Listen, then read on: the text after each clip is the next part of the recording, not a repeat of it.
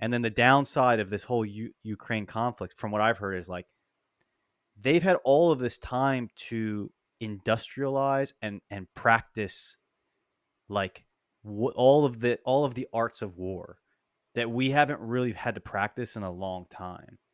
And like what I'm hearing at least is that like if we were to have a hot war, they're very much they can produce the missiles they need, they can produce the military equipment they need at a fast rate. And the negative of going to, like the positive of going to war is you have soldiers, the ones that survive are now militarily ready. Whereas we haven't had a real hot war where that like Yeah. that was a threat to the homeland in a long time, and we have no weapons apparently. Like we are not able to produce at the rate that even is needed for Ukraine. So I yeah, it's kind of like when Trump is kind of saying like, why are we provoke like let's this needs to be done. There's like a lot of value to that because it's like, why are we going to push someone to a point where there's either the threat of nuclear holocaust or there's another world war? Like, what is the stratagem? Like, if you care about human lives, like peace is important.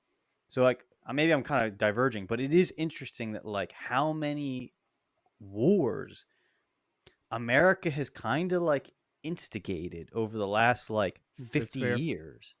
A lot. And it's like you're not on the side of the angels if like you are starting wars. Like people die. Like the whole Ukraine thing to me is like so sad. Like literally like a generation, like they're going to have problems that last our whole lifetime because they're just all their young people are dead.